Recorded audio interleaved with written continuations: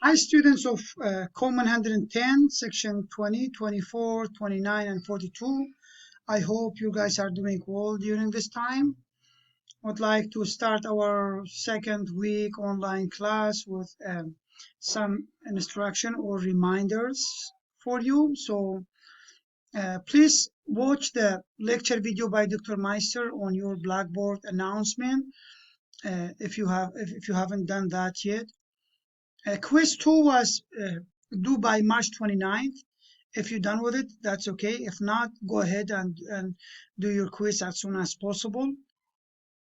We have, for this week, we have the cultural artifact speech and the outline. Both of them are due by this Sunday at 11:59 p.m. And you have to upload your peer evaluation form and self-evaluation form by April 12th, from now to April 12th. Look at your Blackboard also from time to time for any assignment, quizzes, and other activities that you missed or left behind. And I sent some emails in the past, and I would like you guys to do that from time to time to see if there's anything that needs to be done ahead of time. For our class today, we have the speaking and ethics. So we have three objectives over here: understanding the importance of ethical speech, and recognizing the ethical responsibility of the speaker, and appreciate the ethical obligation of audience members. So what is ethics? So ethics involves ethics involves morals and specific moral choices to be made by a person. Ethics are, for all intents and purposes, a way for people to make good, sound choices for themselves and for the other community members. Since we build communities through communication with others, ethical speech is at the core of the healthy community, and we must be careful about what we say and how we interact with others.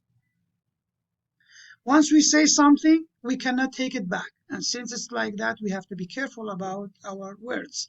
So words matter because they leave an indelible mark on a relationship. We all know words can inflict significant damage in an interpersonal relationship, but they can do even more damage in a public speaking settings. Even though public speaking may seem like a less intimate setting, saying something unethical or offensive can be more damaging than an interpersonal setting. Whereas much of interpersonal communication is spontaneous, public speaking is more planned and formal, so the audience often attribute careful thoughts to the speaker in a public speaking. That's to say, they believe you say what you mean, and that's a part of your beliefs also.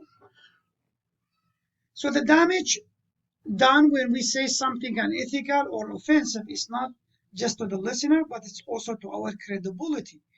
If, let's say, for an example, if you were we're not credible and says some words that were not supposed to be said, you may not be invited again to that occasion or that situation or that entity to present speeches in the future.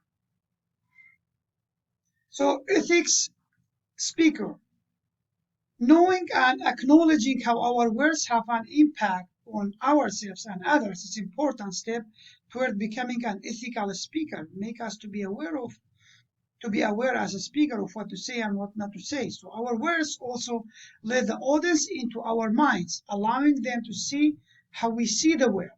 Our word choices reflect our impressions of our environment and carry with them significant meaning for ourselves and others. The words we use reveal what we feel about everything from the audience to our political views, and reflects our personal values and beliefs, as I said. In this way, our message to audience in public speaking settings impact the audience, how the audience sees us, and will have an impact on the effectiveness of our messages. If the audience does not understand or agree with our worldview, this means that we could have like a challenging situation while presenting a speech. Ethical responsibility of the speaker. The speaker is bound by several ethical responsibility. This obligation begins at the start of making a speech, then researching about it, and finally presenting the speech. So we have the first ethical responsibility, the ethics of choosing a topic. We have to be careful when we are choosing a topic, and when we choose a topic, we have to be careful about the involving of our audience. The second one is the ethics of research. So when we are researching, we have to be aware of what to research, which kind of articles, journals, and how to do it and how to cite them so we could get the credibility from that part. Some questions of whether the sources can be trusted or not, like there's some questions that we have to ask or tips. So will this person benefit from getting me to believe that this information is true? So we have to be careful about that. Second, is this person an expert in the area? Does that person know what he's talking about? Does that person is an expert in that field? Third, does that, like, are the claims made by this source substantiated by other source? Are there more than one article talking about the same claim? And four, is this source recent enough to be relevant? I mean, if we are talking about coronavirus, like we would go for the most updated articles and use them for making a speech. We have plagiarism. So plagiarism is taking the achievements of another person and claiming it as your own. So when a speaker plagiarizes, they steal the intellectual achievements of others and claim it as their own, thus deceiving the audience into believing the speaker were responsible for more than they actually were. To avoid plagiarism, it's important to cite sources in your written work, like your outline, and also to mention your sources while you are presenting your speech verbally. And number three, from the ethical responsibility of the speakers, is the ethic of language and delivery. The language you choose to use when describing ideas, people, or things to an audience. So maintain composure.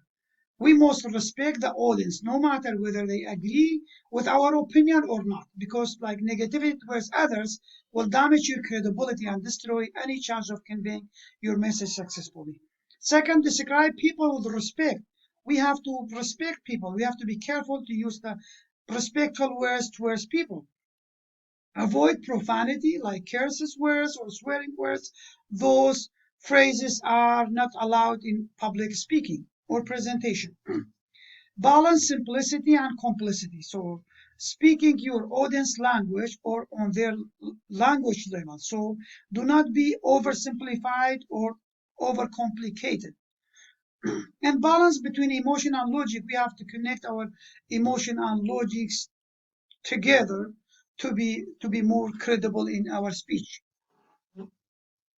Ethical as an audience members. What does the audience member have to do? So one of the most important ethical obligation of audience member is to listen to the speaker. So listening is defined as an information processing task carried out in social, interactive, or communicative environment, or it's the process of receiving and interpreting spoken or nonverbal messages. So listening, therefore, is a communicative, while hearing is as physiological. So hearing is something our bodies do, while listening is a skill that we develop and improve by time. There are four primary listening purposes that we can engage in. So listening for appreciation, the goal is to enjoy something on which we focus our attention, such as listening to music. We have listening for comprehension. It's the idea of trying to learn something new, like like a class or a lecture. Listening to show support when we're listening to someone, to let that person to see that we are supporting them in the idea of building the relationship with them. And final listening critically. Critical listening is when we evaluate a message and assess whether or not we agree with what is said. And the whole process of cognitive engaging and criticizing is it's used with a number four. So beside like regardless what our goal is with listening, we use in one of the two different ways of listening. So there's two ways of listening. So we have the active listening and passive listening. With active listening, like it occurs when we pay high degree of attention to a message, we process, store, and potentially evaluate the content of the message to come to conclusion or understanding about what was said. While passive listening occurs when we do not engage the topic in any noticeable way and just try to absorb what is said. When we listen passively, we do not engage in a much evaluation, nor do we question our own understanding of what is said. Other responsibility of audience members: keep an open mind. So be an open mind person and try like a, try to be respectful to the speaker and to see the value of that speech, and do not heckle, do not interrupt the speech, do not fight or show your disagreement with the speaker at those moments. And if you think that you cannot endure, you have to draw out of the situation without making any mess in the situation. Pay attention. Do not engage in side conversation with others when else is presenting a presentation. So respect them and act as if you are presenting a speech and how you want from others to be respectful and listen to your speech. So reminders for next week, we would like to remind you guys that you have to read chapter 17 and 18 for next week. Watch week 12 lecture video posted by night of Tuesday, April 7th. Link in Blackboard announcements. Upload your peer evaluation form, upload your self-evaluation form, and I will do the instructor evaluation form for you. And finally, I would like to let you guys know that again, tomorrow, Friday, April 3rd, I will at 1 p.m. I will be on my computer watching for any emails or comments or concern that you guys may send to me, and I will right away as soon as possible respond to your emails.